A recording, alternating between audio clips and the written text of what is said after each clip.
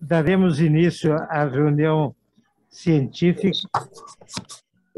O nosso ilustre convidado, o professor Sérgio Reutemann, e para dar andamento a esse trabalho, convido o diretor de Atividade Científica e Cursos, Dr. Sérgio de Paula Ramos, para tomar assento aqui na mesa e conduzir os trabalhos. Bom dia a todos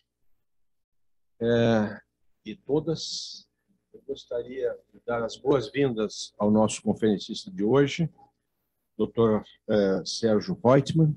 Dr. Reutemann, por favor.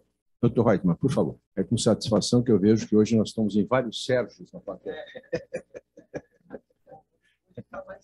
Está moda, né? Mas já foi. Está bem. Doutor, por favor. Dr. Sérgio Reutemann, ele fez a formação médica dele no Hospital de Clínicas, na Universidade Federal do Rio Grande do Sul, onde também fez a residência médica. Foi fellow clínico em oncologia e hematologia no Hospital Laennec de Paris, na França. Fellow em pesquisa em oncogênese no Instituto Gustave Roussy e Villejuif, França, Paris 6, né? Fellow em transplante de medula óssea no mesmo instituto e se tornou um dos oncologistas mais conhecidos do Brasil. E nós temos, doutor Sérgio, imenso prazer em recebê-lo aqui. Com a palavra. Muito obrigado. Assim, quando recebi teu convite, fiquei muito feliz e imaginava que ia ver pessoas conhecidas. E eu estou vendo pessoas muito conhecidas, muito queridas e um grupo de médicos que dá um orgulho enorme de a gente pertencer, sabe, dentro da... Estou olhando para um lado, para o outro. Estamos abrindo 5 vagas. Tá? E não, eu digo pertencer como gaúcho, né? Isso que eu não estou falando exatamente como, mas nem aspirante. Eu acho que nós temos uma medicina que a gente pode se orgulhar, né, pessoal? Eu acho que a gente viaja pelo Brasil e viaja fora, e os nossos pacientes que antes viajavam mais, cada vez saem menos daqui, se vocês concordarem, né? Como era comum. E hoje é o contrário, nós somos um polo de atração em todas as áreas, temos instituições extraordinárias em nossas universidades, né? Temos professores, né? Meus professores, tem meu médico aqui, o Dr. Rogério, tá vendo aqui, muito feliz também, me ajudou muito. Então, para mim é um grande, quando me ligasse, é um grande prazer. Eu estou pronto, não sei como é que vocês querem fazer. A gente fala sentado, pelo que eu estou vendo, eu sou uma. Eu posso ter uma coisa na mão, agora eu estou vendo. Aqui. Deixa eu ver aqui. Aqui. Pode falar. Onde é que vai aparecer? Ali. Pode falar sentado, pode falar. Sim. Para o pessoal que está em casa. Imagens, porque tem bastante imagem para a gente ilustrar.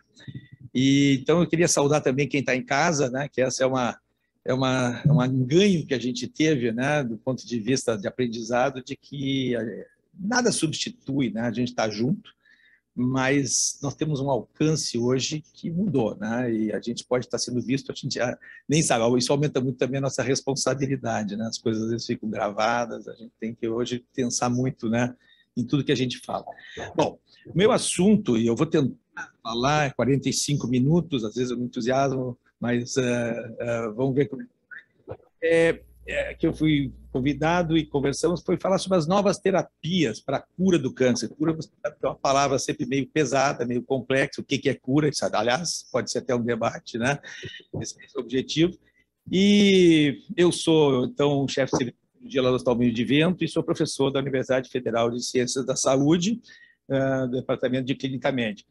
E o nosso desafio como médico oncologista está resumido aqui. Essa imagem, para mim, é a mais importante. O que acontece entre essas células aqui? Isso aqui são células em cultura.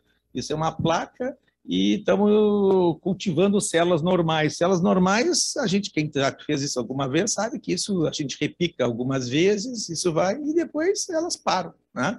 Tem mecanismos fisiológicos que essas células acabam morrendo. E, de repente, no momento que a gente está repicando, surge um foco no meio disso tudo, diferente, de células que começam a proliferar mais, que não morrem, tem uma certa vantagem competitiva em relação às outras, né? Elas perdem a sua forma, veja, isso aqui são fibroblastos, elas perdem a sua função, perdem sua forma, começa a precisar de menos fator de crescimento no nosso meio de cultura, elas começam a ficar mais autônomas, né?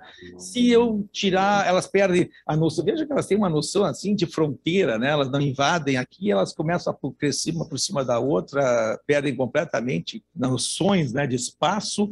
Se eu picar, se eu pegar uma célula daqui e botar em outro lugar, não cresce. Se eu tirar isso aqui e botar no lugar, eu faço um foco novo. Né? Então, o que aconteceu? Esse é o desafio. Né? Esse é o câncer. Né? São células transformadas, imortais. Né? A gente passou, e ainda é a principal maneira de curar um câncer, a gente vai falar em cura, é tirar isso para fora, né? É a cirurgia. Né? Se vocês concordarem, então, sou clero cirurgião aqui, ainda é a maneira melhor de curar o câncer é fazer diagnóstico precoce e operar. Né? Mas, infelizmente, numa porcentagem de casos, nós não somos bons para fazer diagnóstico precoce e aí nós precisamos tentar trabalhar. E nós trabalhamos a vida toda de forma muito inespecífica, né? Irradiando, quando ainda era mais ou menos regional, ou botando drogas citotóxicas, tentando destruir drogas tóxicas e sem vamos dizer assim, especificidade, né, para a célula tumoral. Então, a biologia desses últimos 100 anos, assim, 50 principalmente, nos levou, e a tecnologia, a entender melhor esses mecanismos. E nós agora temos um instrumental, vamos dizer assim, que vai nos permitindo avançar. E é isso que eu vim fazer hoje, mais ou menos o que eu vou tentar fazer no final, é mostrar um pouco do dia a dia, como é que está passando na nossa cabeça, quando eu vejo um paciente com câncer, qual é o tipo de coisa que vem. E vocês vão ver a integração que nós temos hoje com a biologia. Isso é muito bonito também, do ponto de vista conceitual. As nossas células normais, como eu mostrei lá no início, elas não são autônomas, elas dependem de estímulos, de controle fora dela, né? Citoquinas, fatores de crescimento, está lá o nosso célula, está lá o núcleo, e existe um muito importante mecanismo de sinalização que vai fazer com que isso vale não só para o câncer, mas vale para todas as relações celulares, vamos dizer assim, está na gênese da doença provavelmente de todos os sistemas. Né? Então, alguma mensagem lá de fora vai chegar dentro da célula. Isso foi um desenho que eu tirei da revista Nature, acabei não botando aqui a citação, ele é antiguíssimo.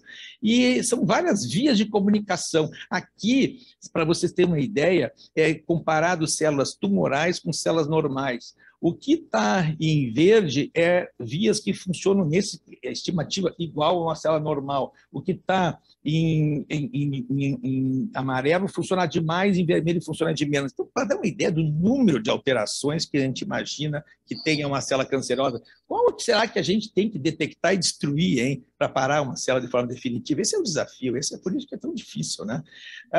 Então, aqui é um desenho de por exemplo, dessas vias de ativação celular. Eu tenho um fator de crescimento, eu tenho aqui um receptor transmembranar, que tem um local que vai se ligar ao seu ligante, vamos dizer assim, depois tem uma porção transmembrana e depois tem uma porção enzimática, né? Que vai fosforilar outras proteínas que estão ligadas à membrana e a mensagem vai se ampliando e vai chegar lá no núcleo, onde isso aqui vai ser um fator de transição, vai se ligar a alguma sequência específica do DNA e vai fazer uma expressão que pode ser, nós vamos sintetizar uma proteína, eu posso ter um mecanismo desencadeado de diferenciação celular, de proliferação celular ou de morte celular. A fisiologia normal da nossa célula, mensagens chegam e a célula responde.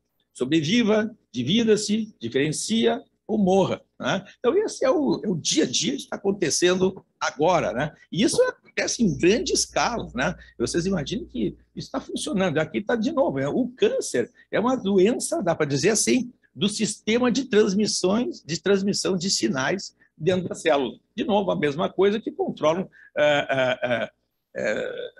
funções vitais, né? E controla síntese de proteínas todas das nossas células que estão, no fundo, ligadas a todas as nossas doenças, né? O câncer, ele parte, na maior parte das vezes, de alguma agressão ao nosso DNA, né? das mais diversas hipóteses, assim, aí as questões de exposição ao fumo, muita gente não sabe, ao álcool, ao sol, à ultravioleta, seja o que for. Nós temos moduladores de risco, né? Questões ambientais, questões genéticas que vamos prevenir, porque se eu tenho uma mutação, eu tenho um equipamento natural de reparação de mutações, que ao longo da idade a gente vai perdendo. E é por isso que o câncer é mais comum em idosos do que em pessoas mais jovens, né? Tem um lado terrível, que é o acaso, né? Porque essas alterações, eu tenho uma mutação numa célula, o mais habitual é que aconteça num lugar que não tem importância alguma, ou pode acontecer num lugar que seja tão importante que a célula morre, né? Mas pode azar. Então tem um negócio de azar. E nós produzimos muitas células. Eu vi uma estimativa impressionante. Preparem-se, nas últimas 24 horas, a medula óssea de vocês produziu 200 bilhões de células. Perdão, está errado. 600 bilhões de células, porque 200 bilhões é o número de estrelas da Via Láctea. Então, nós produzimos 3 galáxias de ontem da noite até hoje. Se alguém estiver cansado, já sabe por quê, né? Então, pode dar azar, pode ter. E nós temos o nosso sistema imunológico ainda. O Neumann está aqui, que pode eventualmente segurar algumas coisas. Então, para eu chegar no câncer, tem que ter falhado tudo isso. Mas começa com uma alteração no DNA. E isso é o mais crítico. Pode ser uma mutação na base, pode ser uma adição, pode ser deleção, uma translocação, mas o fato é que eu vou mudar meu código genético e eu vou mudar, então, aqui, ó, vamos ver como é que uma mutação única pode mudar todo este esquema de transmissão de sinais. Eu peguei um exemplo de um gene chamado RAS. RAS é um gene interessante, é uma proteínazinha que fica grudada na membrana e ela tem uma característica in e out. Ela entra em ciclo, sai em ciclo, dependendo do que ela está ligada, né? Então, é uma proliferação celular. Bom, se der azar, eu sei lá, deu azar, eu peguei qual, sei lá, aconteceu, e quebrou lá no códon 12, veja lá, ó, e trocou um G por um C, trocou uma glicina por uma valina. Parece uma mudança simples. A função das nossas proteínas. A função da nossa proteína. Estou ficando com a boca seca. Vou pegar a boca seca. Será que isso aqui vai ficar? Vai. Então, a função das proteínas tem muito a ver com a sua estrutura tridimensional. Quando eu tenho uma mutação, quando muda um aminoácido, muda essa estrutura tridimensional da proteína, e isso é que vai expor ou deixar de expor um sítio enzimático, por exemplo. Então, por exemplo, o RAS, que é aquela proteínazinha que eu desenhei, em condições fisiológicas, ele faz in e out, on e off, on e off, on e off. Vocês entenderam? E isso faz com que a minha célula ela tenha uma proliferação controlada. Esse é um exemplo só, né? Ela mutada, ela passa a ser constitutivamente in. E aí, ligou na tomada e não desliga mais. E esse é um dos mecanismos, por exemplo, que está alterado em 85% dos cânceres que a gente conhece. Nós não conseguimos, por enquanto, nenhuma droga para parar, até porque ela é muito disseminada, esse efeito é perigoso, mas está se começando a desenvolver. Então, vocês imaginem que esse é um dos mecanismos pelo qual uma mutação única desregula todo um sistema. E a consequência está aqui, né? Essas são células em cultura, agora aquela era uma cultura meio semissólida, aqui é uma leucemia em semilíquido, isso aqui são algumas horas. E a minha célula que teve alteração, ela ganhou uma vantagem competitiva. E agora, meu amigo, olha lá o que é isso aqui, né? Então, isso que vocês conhecem. Se eu pegar o diagnóstico aqui, eu acho que eu consigo operar o esôfago. Se eu pegar o diagnóstico aqui, eu vou ter que fazer alguma coisa a mais para poder ir adiante. E se for embora, mais ainda. E hoje eu vou focar, então, no que quando foi embora. Nós não vamos falar de cirurgia, apesar que, falando em novidades, a cirurgia cresceu espetacularmente, vocês sabem disso, né? O robô vem contribuindo. Acho que nós estamos de vento da estatística, nos últimos 2-3 anos, quase 100% das prostatectomias hoje são robóticas, né? Então, é uma realidade, e das outras especialidades não para de crescer também. Radioterapia, vocês conhecem o que era a radioterapia, cresceu enormemente, mas não é o nosso assunto, nós vamos falar na terapia sistêmica. E mais, a gente tem um primeiro evento ali, e ali eu tenho uma célula que começa a ter vantagem em relação às outras, e dentro dessas nós vamos tendo subclones, subeventos, e aí nós vamos tendo uma doença que é cada vez mais complexa e cada vez mais resistente. E agora está explicado um pouco para nós melhor o que aconteceu. Então, esses foram 50 anos para a gente ter tecnologia e entender esse negócio. O projeto Genoma Humano nos ajudou enormemente a nos trazer instrumentos de trabalho que estão nos trazendo agora medicações, e agora nós estamos usufruindo disso. é muito interessante ver essa história, porque levou muito tempo para a gente sequenciar todo o genoma humano a um preço absurdamente alto. O que se fez? Então, mas isso nos deu uma biblioteca de referência. Agora eu tenho a biblioteca, agora eu posso pegar o genoma de cada um de nós aqui e vocês vão ver cada vez mais rápido e cada vez mais barato sequenciar o meu genoma e comparar com a biblioteca. E mais, eu posso pegar o meu genoma das minhas células e das minhas células tumorais. Então, eu posso comparar o genoma do meu câncer com o meu próprio e com a biblioteca. Vocês entendem? Então, agora isso vai nos dando uma sequência, eu tenho um atlas agora dos tumores. E esse é um trabalho muito importante. Esse Atlas do Genoma Humano foi patrocinado pelo National Cancer Institute e pegou 12 tipos de tumores e pegou um número grande de amostras, e não só de mutações, de expressão gênica, de RNA, proteína, metilação, porque é a metilação que controla se o gene funciona ou não. Ele pode não estar mutado e pode estar funcionando diferente porque ele está metilado diferente. Então, nós temos um mapa aqui, agora tumor por tumor, e esse é um instrumento extraordinário de trabalho para que a gente avance. E olha que imagem interessante essa. Essa é a evolução do preço. Desde que a gente começou a poder fazer a sequenciamento do genoma global até o que é hoje. Aqui nós estamos falando de 100 milhões de dólares, eu acho. Pessoal, nós em 20 anos está custando menos de $1.000. E isso aqui que levou 10 anos, a gente hoje tem conseguido, às vezes, em menos de 10 dias.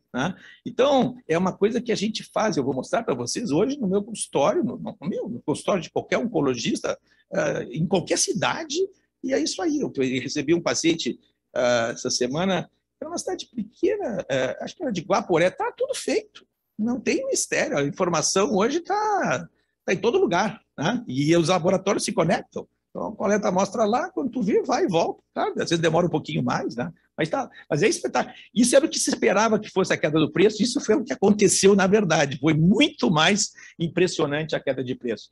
E agora eu tenho tumor por tumor, começo a identificar os pontos fracos, onde é que é o meu alvo. E essa foi a sensação que a gente teve nos últimos 15 anos, que ia ser a solução.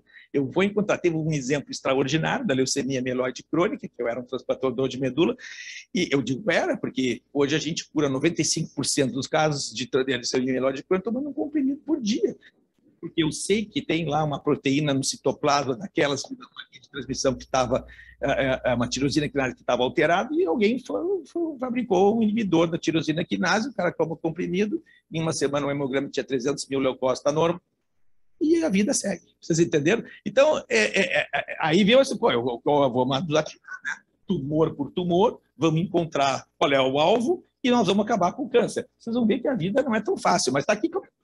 Esse é o primeiro, Vivec, inibidor de tirosina quinase, quer dizer, a tirosina quinase, essa é uma tirosina quinase, ela está fosforilando de forma sem parar. Eu tinha um sítiozinho do ATP, um cara desenhou, o Dr. Drucker lá, desenhou foi bom, ninguém achou na Amazônia a droga, ela foi desenhada num laboratório, tecnologicamente, para que alguma coisa ocupasse essa bolsa, vamos dizer assim, o poste, como diriam os franceses ali, o sítio enzimático, e ela para de fosforilar, e a célula para de proliferar, e ela entra em apoptose e morre. Vocês entenderam? E desaparece o citogenético alterado da medula óssea. Então, esse é um, e depois não parou mais. Esse aqui, do erlotinib, é para o EGFR no câncer de pulmão, Tagrisso é o osimertinib para o câncer de pulmão, isso aqui é para a leucemia linfocítica crônica, que a gente encontrou uma enzima chamada BTK, talvez eu devesse levantar isso aqui mais.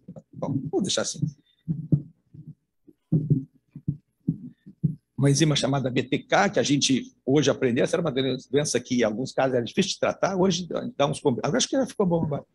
A gente dá uns comprimidos que fica bem aqui, o Tanfilar, isso aqui é para o Dabrafenib, isso aqui serve para melanoma. Cada um de que eu estou mostrando em cada tumor, um tipo de enzima, em geral, uma tirosina quinase, que eu detectei que estava funcionando demais, vocês entendem? Em geral, está mutada, ou amplificada com algum evento genético, e eu agora começo eu tenho mais uma maneira, eu posso produzir pequenas proteínas pequenas moléculas que vão inibir a função da enzima, ou eu posso produzir anticorpos monoclonais. É uma outra forma de eu injetar isso no paciente e lá ocupar aquele espaço. Vocês entendem? Depende da posição dentro da célula. Por exemplo, esses anticorpos monoclonais é mais quando a proteína que eu quero eliminar ela é mais de superfície, ela é mais na membrana da célula, é mais fácil de eu pegar assim. As outras eu preciso entrar dentro da célula. Então, esse é o tipo de coisa que nós estamos falando então, da terapia. Olha o tipo de resultado que a gente passou a ter. Isso é 2013. Eu botei de propósito isso porque esse é o marco. Esse é o imatinib. Está lá, então, a minha proteína alterada no citoplasma, está lá o meu antagonista, vocês entenderam? O imatinib, está lá, ó. E ela vai formar um complexo e vai parar. Né? E agora aqui eu comparo, tá? Aqui esse é o do Brian Drucker, guardem esse nome porque esse cara está estranhando que não apareceu ainda ele no Prêmio Nobel. Pittsburgh. Comparado com interferon e o que eu tinha, né? Químio antes. Não é comum a gente ver uma diferença tão brutal, né? Do que eu tinha. Aqui eu tinha que transplantar medula. Esses pacientes morriam em 3, 4 anos. E só que aqui é 24 meses, isso permanece por um certo tempo, nesse caso, muito tempo. Essa é uma doença que tem uma única alteração molecular, não é o comum, por isso que não serve para todas as doenças. Esse modelo não se repetiu, porque vocês viram o número de alterações que costuma ter, né? Aqui no câncer de pulmão, olha que o resultado é um pouquinho mais modesto, mas eu detectei que tinha uma alteração no EGFR, usei um bloqueador de uma tirosina, dessa tirosina quinase, em relação ao que eu fazia de quimioterapia em doença metastática, mudou um pouco a história, né? Um comprimido e com alguma toxicidade, não é livre toxicidade. Esse é para mostrar só para vocês que isso aqui a gente não é uma coisa de ficção científica, esse é um paciente nosso aqui, 72 anos, câncer de pulmão, não é tão recente assim, em 2017, e eu recebi o bloco de que ia para o patologista, eu tenho a impressão que nós não temos um patologista, que a patologia é uma revolução que aconteceu na patologia extraordinária, né? É feito o diagnóstico patológico, continua sendo muito importante, não perdeu a importância o patologista, mas vai material para fazer o estudo molecular. E olha o número de genes que eu estou procurando, eu sei o que eu estou atrás, ó. Eu estou atrás da mutação do EGFR, porque é a mais comum. É interessante, nós descobrimos que o câncer do fumante é totalmente diferente do não fumante. O fumante tem múltiplas alterações moleculares, nunca a gente quase acha um marcador desse. Esse é o que caracteriza o não fumante, na verdade. E as mulheres não fumantes, 50% delas têm alteração no EGFR. Então, quando aparece no consultório hoje uma pessoa que nunca fumou e que tem um câncer de pulmão metastático, tumores agressivos, a gente, na mente, você vê, já começa, a gente fica bem, entre aspas, feliz, né? Porque tem uma chance, de repente, pode ser EGFR mutado, pode ser o ALK mutado. Vocês veem que para cada um desses eu tenho hoje uma diminuição. Isso foi feito o teste lá, ó, e olha lá o resultado, ó. Interpretação, deleção no exon 19, está lá o EGFR, vai estar alterado. Vocês entenderam? E aí, esse não é dessa paciente. Eu coloquei isso da literatura de um caso, foi um dos primeiros casos. Ah, não, perdão, eu não botei, não. Não é o tratamento dela. Eu estou mostrando já de um outro caso, Mas aqui essa paciente começa a tomar o remédio, pessoal, em 2, 3 semanas, às vezes mais rápido desaparecem todos os sintomas do paciente, né? Então é um negócio extraordinário. Esse é mais ou menos a mesma coisa no melanoma. 50% dos casos de melanoma metastático tem o melanoma continua sendo curado pelo cirurgião, não mudou. Né? Agora, você sabe que às vezes aparece a doença metastática, o cirurgião não vai poder curar, está além do limite do bisturi, é só uma maneira da gente dizer. Então, olha, isso é um PET-CT, né? O cérebro capta um pouquinho, isso aqui é fisiológico, mas tudo isso aqui é tumor, aqui os rins captam um pouquinho, então, vocês estão vendo, né, a quantidade de tumor. Entre isso aqui, aí foi feita a biópsia, eu fiquei sabendo que era um melanoma, e tem a mutação de BRAF, e eu botei o anti-BRAF, 15 dias, pessoal. Dá para ver a diferença? Cérebro, aqui é como é normal essa captação na orofaringe, coração, os rins, bexiga, que está indo embora o contraste, não tem nada, na verdade, né? Então, aqui já é uma associação, eu estou bloqueando 2 vias, isso vai começar a trazer um assunto importante para nós, né? Então, acho que essa imagem fala por si. Isso aconteceu, pode acontecer amanhã de manhã, sábado, segunda, em qualquer lugar. Aí esse é um paciente, para mostrar de novo que não era ficção. Olha lá, 75 anos, esse é um paciente meu. O paciente tratou melanoma na coxa esquerda, fez cirurgia, esvaziamento ganglionar, mais radioterapia, dor lombar, irradiação para o membro inferior direito, lesão osteolítica em L4, fragmentação, e continua a patologia tradicional, o patologista detectou que era uma neoplasia indiferenciada, ele faz a imunistoquímica e me diz, perfil imunistoquímico compatível com melanoma metastático. Está aqui o exame, pessoal. Método PCR DNA, isso é no tumor, processamento, alvo molecular, BRAF, é isso que eu estou procurando, né? O resultado foi positivo, vai acontecer com esse paciente aquilo que a gente viu. É muito rápida a resposta, né? Qual é o problema? Esse é o problema.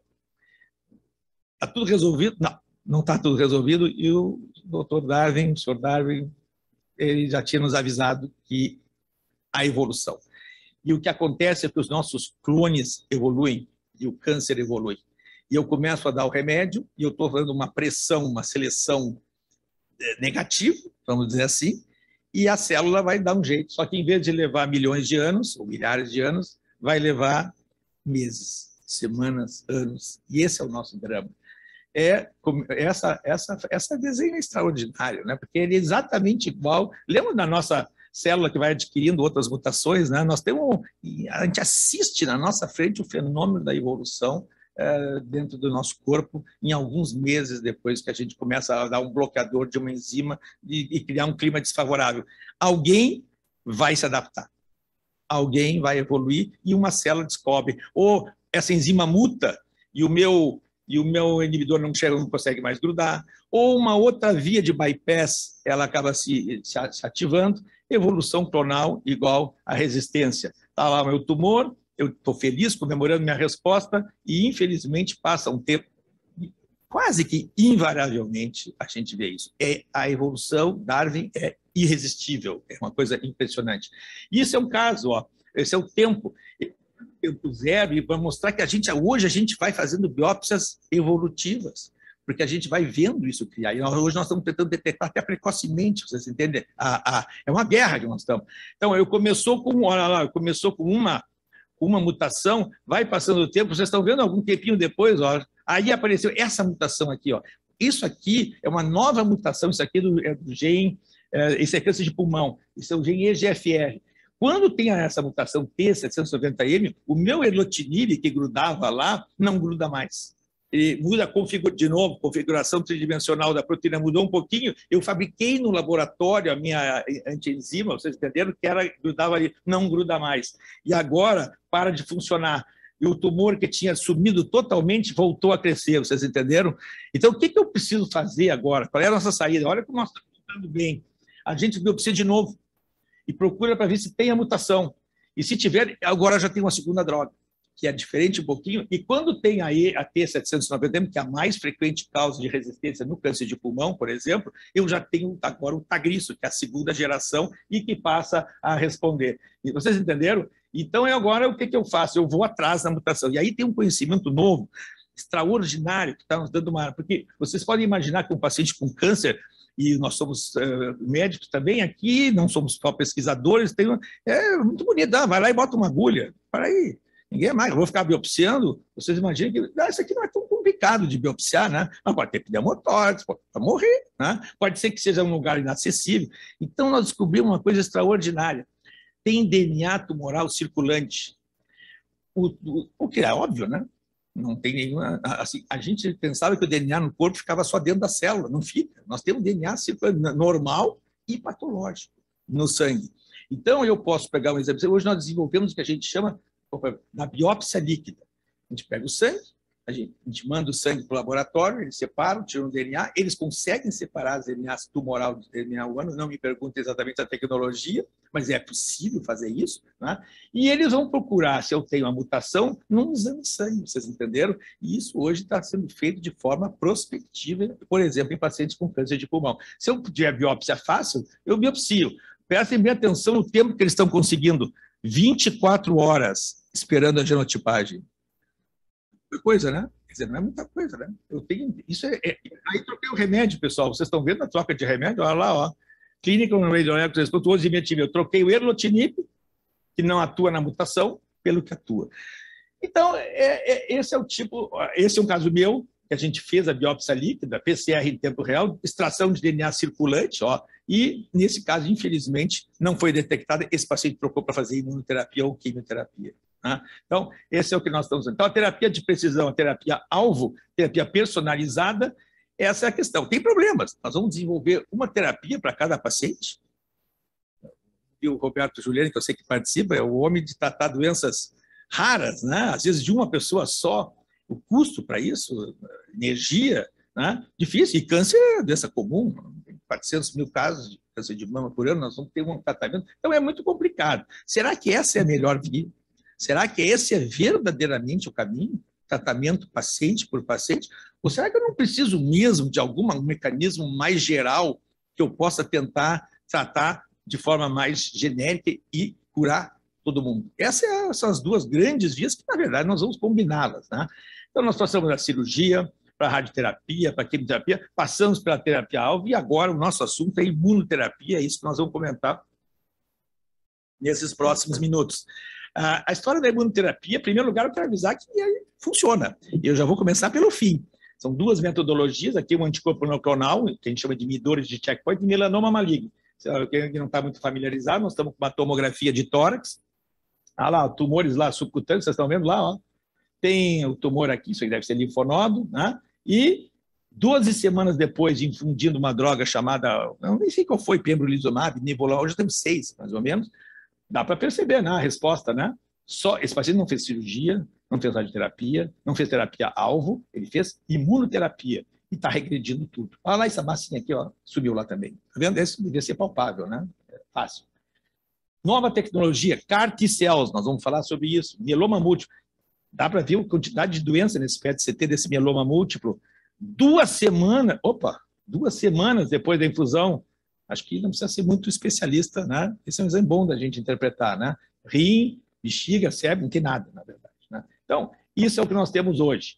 Isso eu fiz um desenho, é bem antigo, mas para às vezes enxergarem como é que o nosso sistema imunológico, falar de sistema imunológico do Dr. Jobim na sala, a gente tem que estar afiado. Mas eu vou fazer de uma forma bem simplória, né, para que nos ajude a entender. Está lá o célula tumoral, ela tem antígenos que são estranhos, alguns deles ao nosso organismo. Nós temos as células apresentadoras de antígeno, que vão estimular os nossos linfócitos CD4, que vão começar a liberar citoquinas, que vão estimular nossos CD8, citotóxicos, as nossas células natural killer, vão sintetizar uma quantidade razoável de outras citoquinas, isso vai proliferar, e se der tudo certo, deveria ser assim, né? Esse seria o nosso modelo, vamos dizer assim, ideal.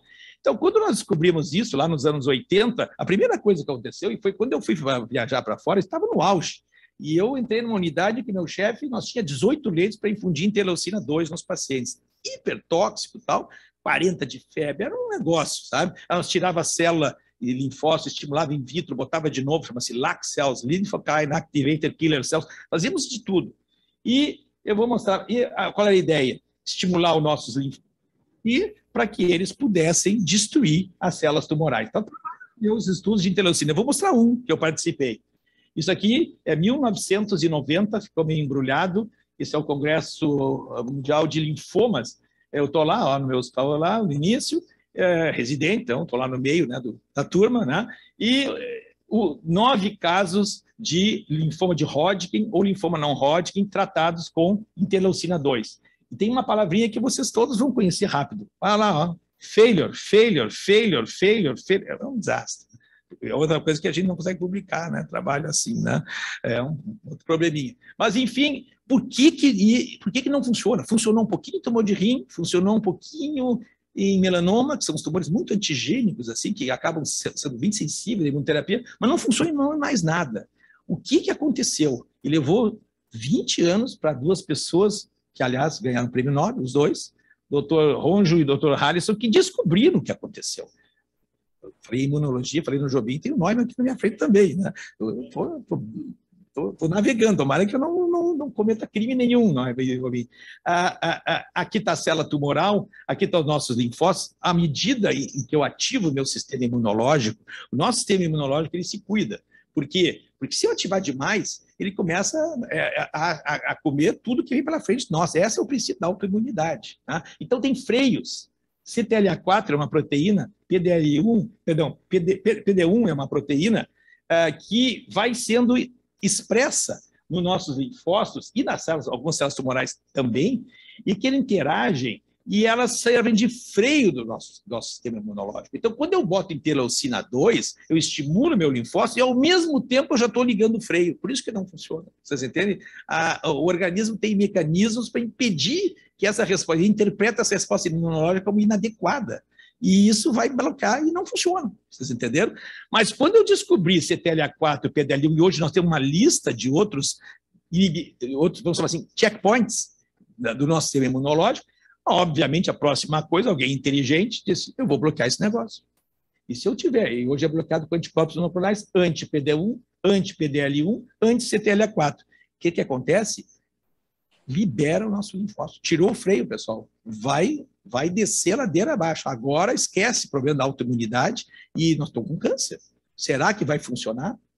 Está lá, a primeira droga chamada ipilimumab, um bloqueador de CTLA4, a segunda droga já tem várias aqui, bloqueadores de PDL1 e de PD1, e o que acontece? Olha aqui, ó, de novo, melanoma. Nossa, um fonezinho de ouvido era bom, né? Tá vendo? O melanoma é um tumor muito antigênico, então ele é um modelo sempre para estudos de drogas imunológicas. Em 2005, o doutor Ribas, eu estive visitando ele e ele nos deu de presente, um grupo de brasileiros, e ele, depois da aula, nos deu as fotos de alguns casos que ele tinha tratado, CTLA4. Isso aqui é uma infusão, uma vez a cada 3 semanas, 4 doses. 5 anos depois, esse melanoma metastático não existia mais. Então, aqui tem uma novidade. Eu injeto e a reação continua. É a primeira vez que a gente consegue alguma coisa desse tipo. Tá? Melanoma, de novo. Agora, esse aqui era o anti-CTLA4, anti-PD1. Uma das drogas, não importa muito qual, já tratadas até algumas, ou não, pelo ipilimumab. Olha, isso aqui é quando responde, diminui o tumor, é para baixo. Cada barrinha é um caso. Quando responde, 100%, tudo, dá para ver a porcentagem. Vocês viram? É uma curva em waterfall, né? Acho que é cascata, né, que se chama. Então, vejam que tem uma taxa de... Não é todos que respondem, não são todos, tem tumores frios e tumores quentes para imunoterapia. Né? Então, isso aí eu comparei anti-CTLA4 com anti-PD1. Anti-PD1 é melhor, um detalhe, do que anti-CTLA4. E hoje a gente até combina. Né? Então, surgiu uma novidade, pessoal. Agora a imunoterapia ganhou vida. Olha esse caso aqui, isso é um paciente com câncer de pulmão, é uma recidiva na parede torácica, vocês estão vendo, metástases hepáticas importantes aqui, ó, 14 meses depois, limpo, totalmente limpo. E isso a gente tem hoje casos, mas não são todos os casos, né? Mas hoje dá para falar em cura de alguns casos de câncer de pulmão metastático e dá para falar em cura de melanoma, cura dentro do tempo de observação. Uma vez um professor disse para mim que cura é quando a pessoa morre de outra coisa que não é do câncer, né, que ele tinha. É difícil, porque pode ter recidivas mais tardias, né? Mas esses pacientes não tinham. Você sabe o que era a sobrevida de um melanoma metastático há um tempo atrás. Doença de Hodgkin, que a gente achava que curava, já era bom. Isso é paciente que já fez quimioterapia, transplante autólogo, transplante halogênico, tudo o que quiser. Olha a taxa de resposta com infusão. Na doença de Hodgkin, a gente tem a célula de Redstenberg, se vocês se lembrarem no gangue, e cheio de linfócito reacional em volta, tudo cheio de PDL1, por isso que eles não matam o tumor. Eu boto o anti-PDL1, em 2 semanas não tem mais nada, é um negócio impressionante, sabe? Bom, aí, pessoal, agora eu estou botando o tsunami que foi de estudar tudo que é tipo de tumor, e hoje eu diria para vocês, eu estou botando de propósito assim, para vocês, e agora tem uma novidade, nós começamos sempre em doença mais avançada, nós estamos começando a puxar a adjuvância, depois da cirurgia, por exemplo, câncer de pulmão, a taxa de resposta, de recidiva, você sabe que é grande, né? Nós estamos testando e estamos tendo sucesso em usar preventivamente câncer de rim. O cara operava um câncer de rim cheio de gânglios, ele já sabia que ia voltar, não tinha o que fazer. Hoje eu dou 1 ano de pembrolizumab depois da cirurgia, vocês entendem? E reduz, não é todos, mas 20%, 30% a menos de recidivas. Então, nós estamos puxando mais para o começo, é isso que está acontecendo agora. Então, aqui eu vou mostrar para vocês como é que funciona hoje quando se eu receber amanhã de manhã um paciente com câncer de pulmão. Agora, juntando o que eu disse, isso aqui é retirado do NCCN, que é uma grande diretriz americana de escolher tratamentos. Olha como é que funciona. Como é que eu trato câncer de pulmão metastático hoje? Primeira coisa, não dá nem para pensar em tratar sem testar tudo isso aqui. Será que tem expressão de... O tratamento vai depender se ele tem expressão do IGFR, qual é o tipo de mutação, KRAS, ALK, ROS, BRAF, ILT.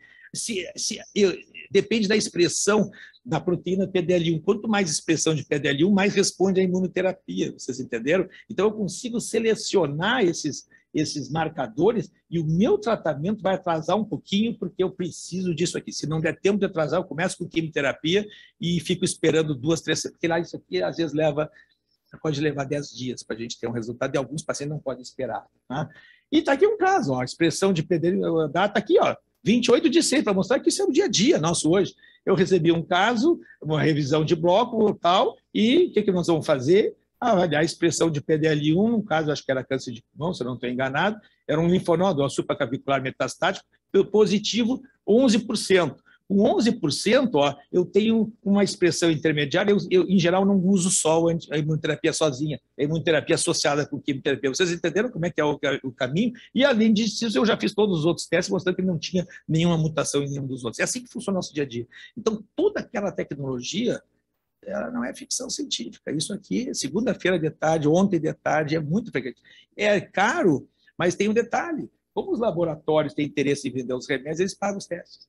Entendeu? Então, nós temos, no SUS hoje, nós temos genoma, preste bem atenção, para todo cidadão brasileiro que tiver um câncer de pulmão metastático, ele tem o sequenciamento genômico pago por não é mais um laboratório, é um pool de laboratórios que se juntou. Então, é um negócio absolutamente extraordinário, né? E funciona, Mercado Livre tem as suas atrativos, tem os seus defeitos e tem os seus atrativos, né? E esse é o que eu chamo do tsunami, né? Dos inibidores de checkpoints. Tá? Problemas, tudo na vida, né? Tem dois lados. Liberei o sistema imunológico, agora eu quero um oncologista acostumado, eu acho que eu vou passar um pouquinho do meu tempo, eu quero um oncologista acostumado você sabe o que a gente trata? Náusea, vômito, alopécia, cansaço, neutropenia febril. Agora, ainda bem que eu sou clínico, né? Porque doença, olha lá, ó, endócrina, Miriam, hipofisite, tireoidite, diabetes, respiratório, temos pneumo também, eu acho que sim, acho que eu vi o Moreira aqui, pneumonite, gastrointestinal, colite, tem para todo mundo, pessoal, dermato, ruim. Então, é um novo mundo que nós temos que aprender, né? A gente usa outros imunomoduladores, às vezes, pode morrer alguém usando esse tipo de remédio, mas a gente vai aprendendo, você sabe como é que funciona, né? E, subitamente, aos poucos, a toxicidade vai sumindo, porque a gente vai pegando na mão das drogas e a gente vai se dando bem. Outra coisa, 50% dos tumores respondem, mas 50% simplesmente não respondem. Então, nós não temos ótimos biomarcadores para selecionar quem vai realmente responder. Então, nós ainda temos um caminho muito grande pela frente. É um avanço espetacular. Algumas doenças tiveram sua história natural totalmente modificada. As principais são essas duas aqui, mas nós ainda temos, por exemplo, um problema grave. Eu tenho uma doença autoimune. Eu não posso usar droga. É um desastre. Se eu liberar, mas se eu tiver, nós temos um caso agora com esclerose sistêmica, ao ter coragem, tem um câncer metastático, o que nós vamos fazer? Tem dilemas que a gente sofre aqui, sabe? Uso, não uso, psoríase. Então, tem muita coisa, é um mundo muito novo e muito estimulante para a gente. O que nós podemos fazer a mais? Qual é o sonho? Primeiro dia é um tanto quanto específico também. O sonho é eu conseguir um linfócito super poderoso e específico, né? Que for só lá no tumor, que não vai agir em todo o resto, né? E que talvez esses remédios eu tenha que usar para o resto da vida. Será que eu não tenho alguma coisa que eu pudesse fazer uma vez só? Uma infusão. E essa vai ser a última parte da aula que eu vou comentar sobre a terapia celular, porque eu estou pessoalmente envolvido hoje nesse projeto. De novo, eu quero produzir um linfócito ultra exclusivo, então eu vou selecionar um antígeno que meu tumor tenha, e eu quero um linfócito que vai destruir células que têm esse antígeno, e não as outras. Esse é o desafio, tá? Essa história começa em Israel, acho que algum tempo ali eu estava falando sobre preço lá, faz 30 anos. O pesquisador começou a trabalhar para fabricar, por terapia gênica, então, um novo linfócito. Esse cara vai bem, os americanos que são bons nisso já enxergaram o cara, ele já está na Universidade da Pensilvânia, a Novartis já viu a Universidade da Pensilvânia, adotou, comprou tudo, fizeram junto, e hoje nós vamos usar no Brasil o protocolo da Novartis, mas tem vários outros. Hoje nós já temos a aprovação, vocês vão ver, vamos chegar lá. Então, o que eles fizeram? Qual foi a construção que foi feita? Foi feita a construção. O meu linfócito sozinho não está funcionando. Se estivesse funcionando, não tinha câncer. Tá? Então, eu vou produzir um linfócito novo. Não é tão complicado, brincando quase, botar gene para dentro de umas vacinas do Covid, nós estamos botando gene, mas eu estou modificando a expressão proteica da célula, né? Com um vetor. O vetor, em geral, é viral.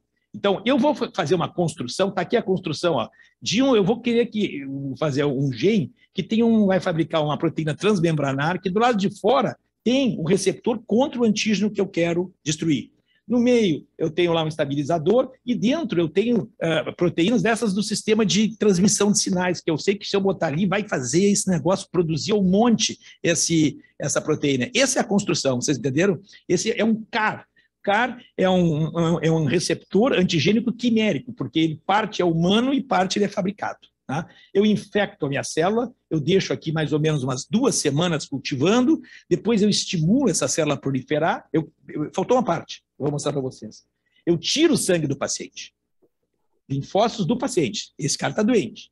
Tirei os linfócitos, mandei para o laboratório os linfócitos, infecto os linfócitos e faço com que esses linfócitos se transformem, por terapia gênica, né, num super linfócito especializado em destruir a célula do tumor do paciente. Reinjeto no paciente e vamos ver o que acontece. Deu para entender? Terapia celular e terapia gênica misturada. Eu tenho que ativar com citoquinas in vitro, fiz a transdução viral e congelo. Tá? E vamos cruzar os dedos e ver o que acontece. Tá? Tá aqui o que acontece. Esse era meu linfócito antes, agora esse linfócito não, ele é humano e não é humano, é um CAR. Vocês entenderam? Ele tem na sua superfície, essas receptores ultra especializados num antígeno que eu escolhi do tumor, e que de preferência não tem muita célula humana. O mais frequente disso aqui está sendo usado para doenças hematológicas, linfóides, de origem de células B, que tem na sua superfície uma proteína chamada CD19, e é anti-CD19, então isso. Mas tem também agora no mieloma, e nós estamos tentando ir para outras tentativas. Tem nas leucemias das crianças também isso. E essas são as doenças, por isso que nós vamos tratar com esse tipo de coisa. Está lá o meu receptor, ó. Minha célula T produz esse receptor, ele ataca a célula tumoral, e será que vai funcionar? Essa é a coisa. Então, em Porto Alegre, nós estamos montando esse serviço lá no Moinhos, nós vamos fazer assim, está aqui o nosso paciente, a gente selecionou, eu vou fazer uma leucoferese, recuperar esse efeito no banco de sangue, uma maquininha, circula, eu guardo os linfócitos, e nesse primeiro momento nós vamos mandar para os Estados Unidos, então tem a fábrica lá nos Estados Unidos, a gente manda, temos para a logística pronta, já fizemos o teste seco de mandar o tubo e voltar o tubo, ele chega no número de dias, vai voltar o remédio é as células, vem numa bolsinha de sangue, são as células que eles vão me devolver de volta, que é daquele paciente. Tá? Eu vou preparar o paciente. Se eu injetar isso no paciente, o sistema imunológico dele acaba com isso aqui em 6 horas. Vocês entenderam? Eu tenho que internar, eu faço uma pequena quimioterapia imunossupressiva para que ele não... Porque agora tem um antígeno meio diferente aqui, ele é quimérico, você entende? Então ele iria ser mandado embora. E agora é uma infusão só, e depois da minha quimio, uma semana de quimio, 3, 4 dias, eu infundo. O que acontece é o seguinte: primeiro, essas células vêm hiperativadas, dá uma relação na liberação de citoquinas das feias. Meu grupo tem neuro, tem intensivista, porque febre, pneumonite, às vezes ciência respiratória, tem um quadro neurológico grave, às vezes o paciente vai saindo do ar, às vezes, mas isso dura uns dias e passa. Nós temos que aprender a cuidar desse paciente nesses dias. Tá? Resultado, os primeiros testes, esse é uma das primeiras publicações, targeting CD19, então são linfomas e leucemias de criança.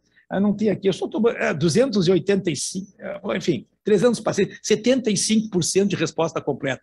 E esses pacientes já tinham feito quimioterapia 2, 3 vezes, já tinham feito transplante de medula, crianças pós-transplante de medula, que você sabe que não tem absolutamente nada a ser feito por elas. Né? Essa é uma das primeiras publicações, segunda, terceira, e a coisa não era mais só a Novartis, já tem um outro laboratório, a Janssen, já tem Kite, que já foi comprada pela Bristol, vocês entenderam, né? É um mundo novo está surgindo aí. E esse é o resultado, pessoal. Então, vocês vejam que isso aqui é o primeiro estudo em pacientes bem avançados, isso é publicado em 2019, viu? Estamos rápido no gatilho, e 18 meses, e teve uma certa taxa de resposta, mas não totalmente feliz, porque tem recidivas. Isso é uma infusão só. Uma infusão só. Né? A gente tem que cuidar para que essas células sobrevivam, a gente vai monitorizando para ver se essas células estão lá. Mas parece ruim, né? Copo cheio, copo meio cheio, meio vazio, né? 30% de pacientes, 2 anos depois, que não tinham mais absolutamente nada a fazer, estão vivos. Tá? E daqueles que responderam, eu só não sei testar quem são, parece que é duradoura as respostas. Né? Olha um caso, ó. Esse aqui é um linfoma de grandes células, linfoma difuso B de grandes células. Triple hit é que ele tem 3 alterações moleculares de péssimo prognóstico. Né? Isso era um derrame pleural com o PET-CT. Bom, não precisa ser muito craque. 6 meses depois, foi uma infusão uma vez só da célula, porque só se faz uma, nós não temos experiência de fazer mais de uma infusão, né? Deu para ver, então, que nós temos esperança, né? E isso aqui já estamos avançando, já é um estudo randomizado, não mais pegando pacientes tão avançados. Quando um paciente com linfoma recidivo, a gente faz um transplante autólogo de medula. Aqui já é carticel contra transplante autólogo. Vocês entenderam? É melhor que o transplante autólogo nesse grupo que foi apresentado agora no Congresso da Sociedade Americana e publicado no domingo, agora no início de 2022. Nós estamos falando de coisa em tempo real, na verdade. E olha lá, pessoal, aprovado pelo FDA, nós já estamos com 1, 2, 3, olha como já apareceu vários. O mais difícil é dizer o nome das drogas, né? É o Tisagenleucel, a gente apelida por Tisa, o Liso, o ID, o Axi, porque é assim que eles vão ficar conhecidos. Cada um, e já para antígenos diferentes. Esse é anti-CD19, esse aqui é para linfoma, então é CD19, mieloma é outro, já é outro antígeno, vocês entenderam? E assim, linfoma do manto é outro antígeno, e assim por diante. Surgiu para linfoma folicular, e o desafio é conseguir para tumor sólido. Eles são mais resistentes até agora, é um desafio que vai ser maior. Tá? Ora, que bom, Anvisa, 23 de fevereiro, primeira terapia aprovada, olha, é assim que vem o Altisa, estão vendo? Esse é o da Novartis. Segundo, já tem 2 aprovados. Eu estou falando 1º de abril, pessoal, nós estamos, isso faz 1 mês e meio atrás. Tá? E esse é o nosso objetivo agora, pessoal e nosso grupo lá do hospital, de colocar, tentar, não só objetivo, nós temos contratos já com a Novartis para o primeiro, e estamos fechando com a Janssen para o mieloma, para tentar o ano que vem a gente conseguir, já tem uma terceira indústria que está chegando. Então, nós começamos, eu mostrei para vocês com aquele meus palhas lá do interferon, aí nós subimos, né, de categoria para os inibidores da aromatase, e eu acho que nós estamos, talvez, um pouco otimistamente chegando nesse tipo de coisa, e essa evolução que eu acabei rapidamente mostrando para vocês, da quimio, do hormônio, terapia alvo imuno, e agora a nossa terapia celular. Eu vou mostrar para vocês 2 coisas que me deixam muito felizes e emocionados, porque 20 anos atrás, mais ou menos, lá no tal de Pires, que alguém vai lembrar da doutora Fanny, eu estou aqui ainda com o cabelo, estava chegando da França, nós começamos a terapia celular, porque o transplante alogênico de medula óssea é uma terapia celular com células de uma pessoa saudável que a gente bota na outra, né? E agora, 20 anos depois, isso faz 2 sábados atrás, é o grupo do Moinhos de Carti, onde tem neuro, tem hemato, tem intensivista, tem pediatra, a doutora Eliane Daut aqui, que está pronto, esperando agora questões contratuais, porque tem problemas. É muito caro. E esse vai ser um desafio terrível que nós temos, nós estávamos ali falando em preço, e nós vamos ter que tornar acessível algo difícil, mas é um negócio que muda um pouco a história. Então, para terminar, aqui, eu peguei ontem e botei no Clinical Trials, que é um lugar que a gente procura trials para os nossos pacientes, que continua sendo talvez o melhor tratamento para todo mundo entrar num protocolo de pesquisa clínica, vocês vejam que nós precisamos crescer. 72.800 estudos, isso eu selecionei por estudos que estão recrutando ativamente e que tenha intervenção, tirando estudos observacionais. Vejo que os americanos são os líderes, mas vejo que a América do Sul não está fazendo feio, né? E dentro disso, nós hoje estamos com 56 estudos abertos lá no Hospital Moinhos de Vento, num programa grande que a gente pôs. Temos uma pessoa que ficou 2 anos na Hopkins e que está liderando esse projeto de desenvolvimento de drogas junto com a indústria. Então, a gente pode ficar orgulhoso. Agora, no meio de tudo isso, eu não posso deixar de terminar, e eu acho que no final acabei ficando no meu tempo, de 2 imagens, porque depois de todo esse entusiasmo, nós temos que ter um pouco de humildade e ver que nós estamos no Brasil e que demora, os tratamentos mais básicos ainda demoram muito. Esse é um estudo muito interessante que eu acabei encontrando, em que correlaciona a mortalidade com atraso no início do tratamento. Então, quando nós estamos falando em carticels, nós ainda estamos gente que não consegue nem fazer, né, a sua cirurgia da mama, ou seja, então vejo que na cirurgia da mama é uma projeção, um atraso em 1.000 mulheres, um atraso de 1 mês na cirurgia, nós perdemos 10 mulheres. 2 meses, 20 mulheres. 12 semanas, 31 mulheres a menos vão viver. Então, é um negócio dramático e eu quis, de propósito, trazer isso para vocês, para a gente, né, sair daqui não... Quer dizer, a gente tem que vibrar. E isso aqui eu também quis fazer, porque foi um presente que uma paciente me deu há pouco tempo, para lembrar um pouquinho que no meio de todo esse nosso arsenal de pesquisa, nós temos pacientes ainda, né, cansado, cabelo e pele secou, está triste, fôlego está curto, está com chiado, essa paciente está fazendo quimioterapia para um câncer de ovário. Ela tem ascite, está com prisão de ventre, mas ela até deu uma chance aqui, né? Mas eu estou viva. né? Então, eu quis mostrar aqui também, para a gente terminar, mostrando os nossos compromissos que nós temos e continuam com os nossos pacientes. E mostrar que a assistência ao câncer, ela vai ter, em parte, né, ela está associada com esses progressos no tratamento, mas assim como eu acho que o aumento da vida da humanidade tem a ver com saneamento, talvez mais do que com alguma droga, tudo isso aqui é importante, por isso que o paciente é melhor cuidado em centros compreensivos de tratamento de câncer, onde prevenção, rastreamento, diagnóstico, cirurgia, enfim, tudo está contemplado, e acho que era isso que eu queria mostrar para vocês. Então, e acho que eu bati o tempo direitinho. Né? Muito obrigado. Queria agradecer, Sérgio, a brilhante conferência. E antes de passar para os debates, gostaria de aproveitar a presença da Ana Maria Menezes para fazer uma referência, mais uma vez, às Cortes de Pelotas, que hoje estão bastante promovidas na Zero Hora, que finalmente reconhece o valor. Então, Ana, parabéns, extensivo aos colegas que trabalham contigo. Muito bem, a palavra está tanto com os presentes virtualmente quanto presencialmente, por favor. Jobim, por favor, microfone para o doutor Jobim. Uma curiosidade, Sérgio. Essas CAR T-cells, elas que são contra o receptor para o CD19, como é que ficam as imunoglobulinas desses pacientes? É uma ótima pergunta.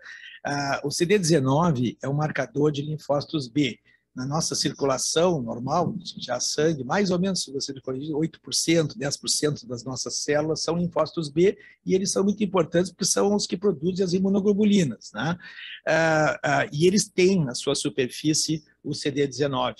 Então, quando eu infundo o meu remédio, eu sou tóxico contra o linfoma B, contra a leucemia de células B, e eu sou tóxico contra os linfócitos B. Eles provocam uma aplasia de linfócitos B, que, por enquanto, ela é prolongada. E hipogama-globulinemia é uma complicação. Então, esses pacientes eles vão ter problemas, eventualmente, de infecções, e alguns estão fazendo programas de reposição de imunoglobulina, mas é uma ótima pergunta isso.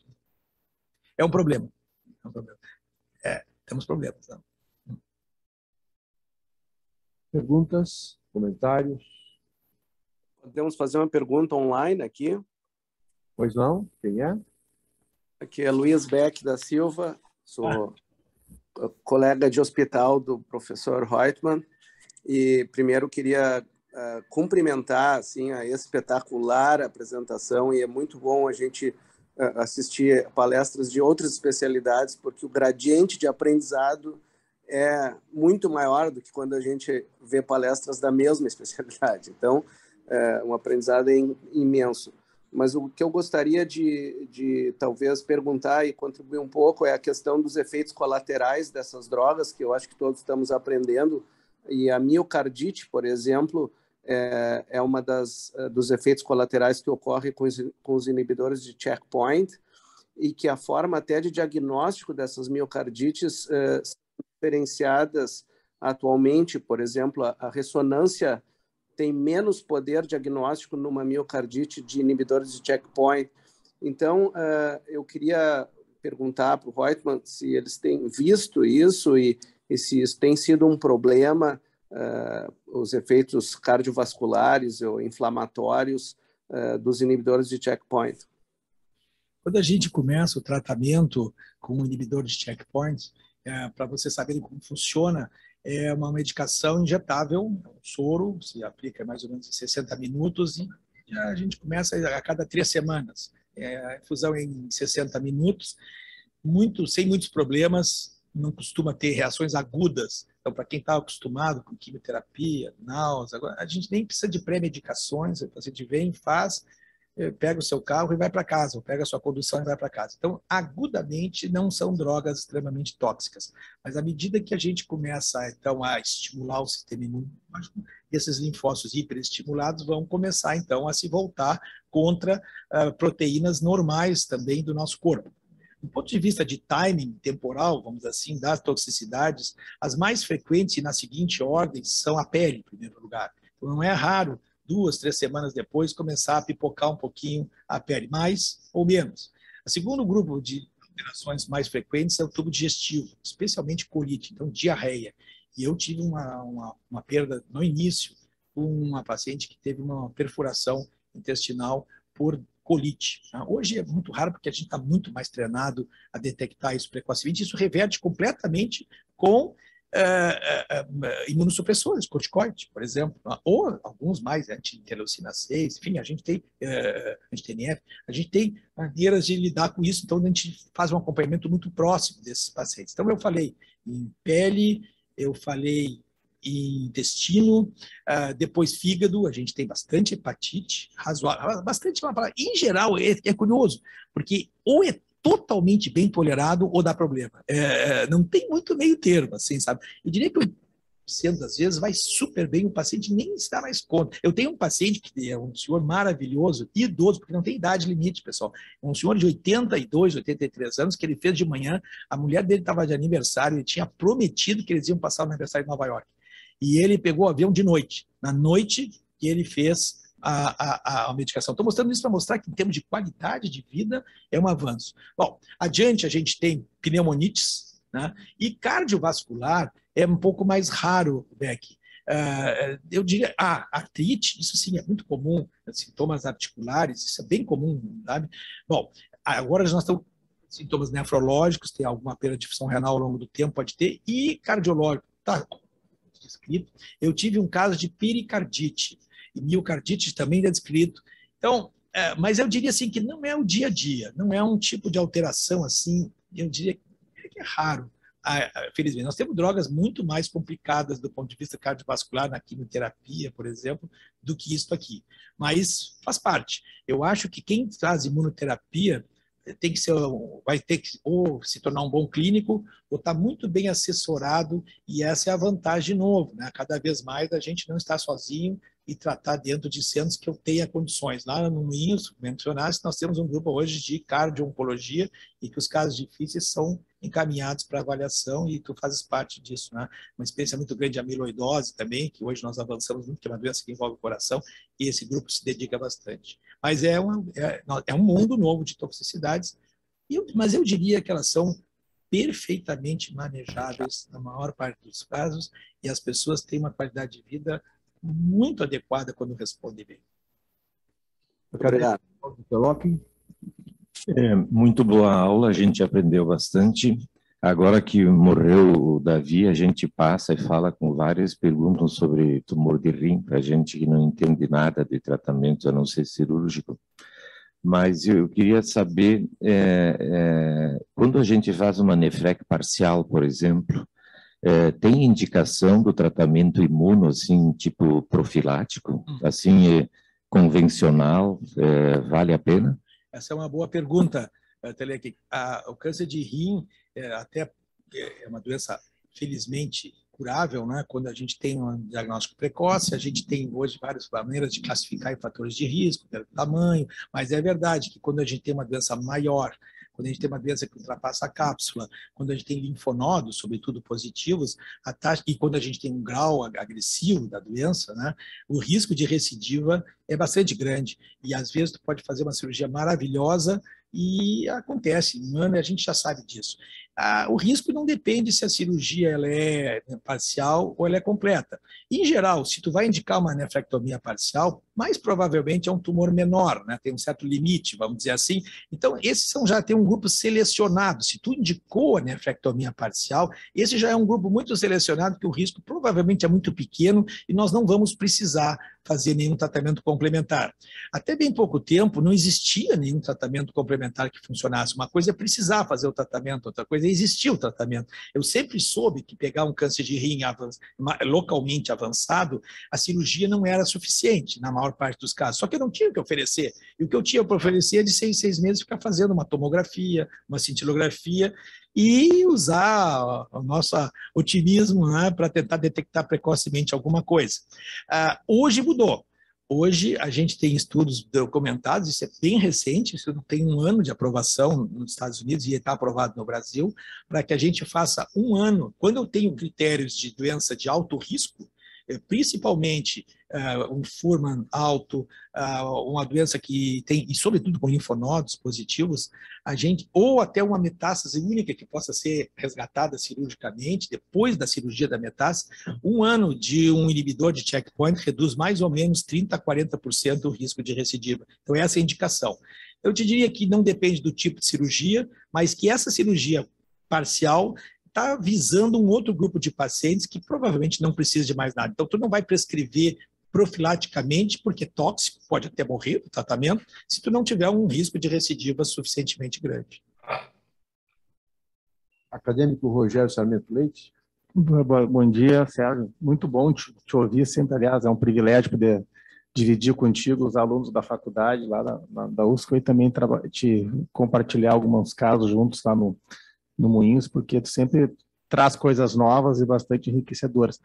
Mas uma coisa que eu fico me perguntando, até já falei contigo alguns almoços que nós tivemos juntos ali, por que com todo esse avanço genético, imunistoquímico, por que alguns tumores, como tu mostraste aqui, respondem tão bem? Pega exemplo de melanoma, de pulmão. Agora, quando a gente vai para tumores cerebrais e para pâncreas, por exemplo, a resposta é muito pobre, e a gente vê muitas vezes casos dramáticos. Então, o que a gente, talvez a ciência possa oferecer, assim, não digo no curto prazo, mas no médio e longo prazo, para tentar poder mudar a história natural um pouco dessas outras neoplasias que têm uma evolução, às vezes, devastadora. Nós temos grandes vitórias, a gente prefere falar nas vitórias e deixar as derrotas de lado, né? Se a gente pegar a evolução do câncer nos últimos 50 anos, nós temos um aumento da sobrevida extraordinário. Para ficar bem claro, hoje, com diagnóstico precoce de câncer de mama, câncer de intestino, eventualmente câncer de pulmão, próstata, melanoma, de cada 4 casos de câncer detectados precocemente, 3 a gente cura, né? Com tratamento cirúrgico. Então, assim, o diagnóstico de câncer já deixou, é bom a gente falar nisso, né? Isso é um sinônimo de morte e tem que ser claramente falado. Agora, na doença metastática, e infelizmente isso acontece, às vezes até de saída, né? Sem ter tido tumor antes, nós avançamos em algumas áreas. Eu acho que a gente tem que ter a humildade de... Quando a gente tem um paciente com câncer, a primeira coisa que a gente faz no consultório, que eu faço no consultório, e tem que ser claro isso, é qual é o nosso objetivo do tratamento. Tá? E daí tem que dividir em 2 grupos. Ou eu tenho um tratamento com ambição, isso vai acontecer, curativa, ou eu tenho um tratamento com ambição paliativa. Ambição curativa, eu tenho uma filosofia de tratamento. Eu não vou dar tanta bola para toxicidade, eu estou ali para curar, se o paciente quiser. Né? Do outro lado, no tratamento paliativo, eu tenho que saber quais são os meus objetivos. Paliativo é algo que a gente deva minimizar como importância. Eu vou aliviar sintomas, eu vou tentar melhorar a qualidade de vida e, dentro do possível, aumentar a sobrevida o máximo que eu puder. Então, tem muitas vitórias. A pior tragédia é eu trocar as bolas. Eu pegar chance de cura e oferecer tratamento paliativo, ou pegar alguém que não tem chance de cura e me botar lá, tentar fazer tratamentos que não vão resolver. Tá? Eu vou piorar a vida do paciente. Eu dito isso. O câncer de pâncreas, nos últimos 50 anos, é o que menos a gente avançou do ponto de vista de aumentar a chance de sobrevida dos pacientes. Os glioblastomas, que eu acho que não temos um neuro também aqui, sabe bem, o House, que também nós não tivemos muito avanço. De onde é que vem isso? Eu mostrei para vocês a heterogeneidade daquelas células. Isso deve estar relacionado com o tipo de alteração molecular que a gente tem, né? Com a capacidade rápida, provavelmente, de se adaptar às condições desfavoráveis com meus tratamentos, uma taxa de adaptação provavelmente muito grande desses tumores, e fazem com que essas vias que nós desenvolvemos até agora, infelizmente, não atingem todos o espectro do câncer. Né? A gente está tentando modificar o comportamento dessas células, né? Mas ainda eu te diria que realmente, se citasse 2 exemplos que são complicados. Câncer de pâncreas, globalmente, não responde bem à imunoterapia. A gente está descobrindo algumas alterações que são agnósticas, vamos dizer assim, quer dizer, alterações que independem do tipo de tumor, depende da célula. Então, algumas instabilidades cromossômicas que a gente é capaz de testar, e aí ele responde a quimioterapia, não importa qual é o tumor, eu faço esse teste hoje. Então, hoje tem uma loteria que algum tipo de câncer de pâncreas, quando a gente vê, faz o teste, pode responder a imunoterapia. E aí a gente faz. Glioblastoma não responde a imunoterapia. Então, eu diria que não tem resposta. É uma boa pergunta, mas essa é a pergunta que não é que vale $1 bilhão, essa vale 100 bilhões de dólares, na verdade, né? Não tem preço, na verdade, né? Mas a mente humana é espetacular. Faz surgir um breakthrough. Temos que ter tempo ao tempo. Próxima pergunta é da nossa colega Márcia Graudens, que quer saber sobre o papel da patologia na oncologia atual. Bom, essa pergunta, mas a Márcia é minha colega de turma de ATM, então eu preciso absolutamente fazer uma saudação toda especial, uma pessoa muito querida, e eu posso resumir uma coisa que eu sou um dos responsáveis pela criação, e ela sabe muito bem disso, do Laboratório de Patologia do Hospital Moinho de Vento. Tamanha a importância não só de ter um laboratório de patologia, a grande importância é a participação do patologista junto no round clínico, porque tradicionalmente o patologista ficava, Márcia, lá no seu laboratório, num canto, e alguns bons médicos vão até o laboratório, isso é comum, a gente conhece pessoas que vão lá, e como a gente enriquece quando a gente vai lá. Mas a revolução da patologia, fora a revolução, nem vou falar da revolução tecnológica, convencional, não imunohistoquímica, é a base, não tem como tratar câncer sem diagnóstico. Tudo que nós falamos aqui começa do diagnóstico. Não tem como tratar câncer, casos muito raros que nós vamos fazer, sem fazer uma biópsia, sem ter material cirúrgico para eu analisar. Então, não adianta nada eu ter essas drogas todas se não tiver diagnóstico. Mas eu vou trazer uma contribuição a mais, e é uma sugestão para todos que tratam câncer. O patologista faz muito melhor diagnóstico se ele participa da reunião clínica e sabe exatamente o que nós estamos procurando. Aí surgem ideias, aí ele se lembra do marcador que faltou. A Márcia sabe, ela participa do laboratório. Nós temos hoje em torno de 6 reuniões semanais de tumores diferentes no hospital e os patologistas espetacularmente participam de todas. E eu não tenho dúvida que isso muda a história. Eu vou fazer um último comentário. Nós estamos tendo em falta, porque além do patologista, nós estamos precisando de um patologista molecular na sala, um geneticista oncológico, tanto para discutir as questões de selecionar pacientes para testados de predisposição ao câncer, que a gente subfaz, e deve fazer muito mais, porque a gente vai identificar mais precocemente famílias e doenças, como para nos ajudar nos testes. E tem questões clínicas muito interessantes que surgem. Por exemplo, progrediu a doença, eu preciso de material para um exame biológico. Qual é o melhor material? Eu biopsio a metástase óssea ou eu faço a biópsia líquida? Vocês entenderam? Quem conhece a técnica pode dizer, não vai na biópsia do osso, é ruim tirar, é RNA do osso, é ruim de trabalhar. Vamos no líquido. Vocês entenderam? Hoje tem novas questões que surgiram num tumor board, sabe? Então, isso é muito interessante, essas novas questões. Novas tecnologias, novas questões. Mais alguma pergunta dos presentes? No espaço virtual, além dos elogios, tem alguma pergunta? Parece que sim. Daniela Rosa, parabéns pela aula. Fala um pouco para o pessoal sobre a necessidade de melhorar a formação médica em oncologia. Eu estou com perguntas. Me tiraram de vista. Eu não sei porque ela falou só em oncologia. Não, eu acho que é porque eu sou oncologista, né? E professor. Então, primeiro eu tenho que saudar a Daniela Rosa. Eu estou dizendo, eu só vejo pessoas maravilhosas aqui em volta e essas perguntas me dão mais oportunidade ainda de estar respondendo. A Daniela, aliás, vou fazer uma saudação especial. Ela assumiu, hoje é sábado, se eu não estou enganado, ontem. Não, eu não estou enganado. Ontem, como professora de oncologia do departamento, acho que de clínica médica da URGS. Começou o seu trabalho na saúde clínica e eu vou fazer uma saudação especial para ela. Tem outros professores aqui da URGS, vários, e elas ganharam um colega extraordinário. A Daniela está comigo há muito tempo lá no Moinhos, desenvolve, ela faz especificamente oncologia de câncer de mama, e essa é uma tendência de superespecialização hoje dos oncologistas. Eu faço um pouco tudo, mas faço muito hemato-oncologia também, cada um dá, e não só lá, no mundo tem a sua área. A oncologia, para vocês terem uma ideia, até um tempo atrás não tinha disciplina na faculdade. Então, era uma situação mais grave do que o resto. Talvez porque tivesse poucas opções de tratamento, talvez porque muitas especialidades tratam o câncer e tratam bem, tem tradição nisso, né? Muita gente que ensina pneumologia de pulmão, muita gente que faz urologia. Então, existe uma parte da clínica, mas é uma especial. Como vocês viram hoje, ela forma um corpo muito especial e uma forma de pensar, e é muito importante a disciplina de oncologia clínica.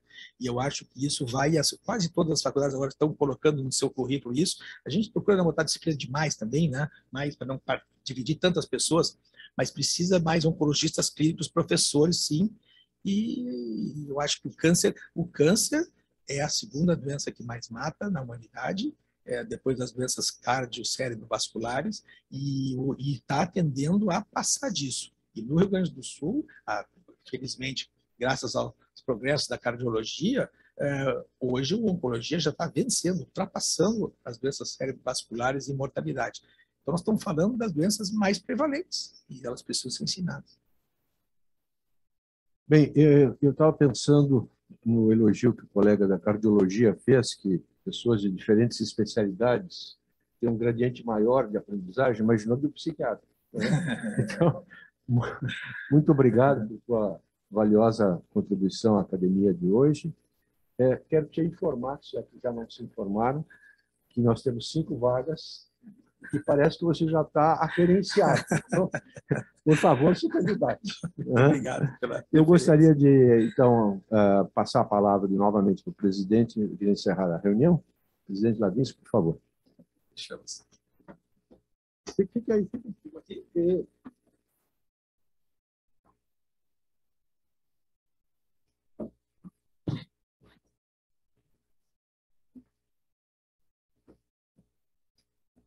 Bem, nós não vamos fazer muita delongas, só manifestar que foi enriquecedora essa manhã,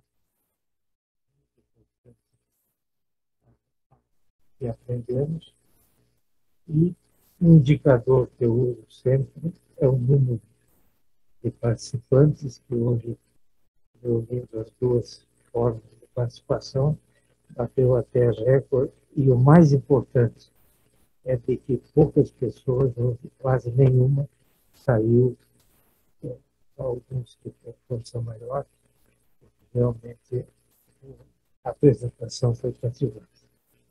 Tem uma proximidade com o irmão, que foi nosso residente, e hoje é o presidente da nossa sociedade brasileira.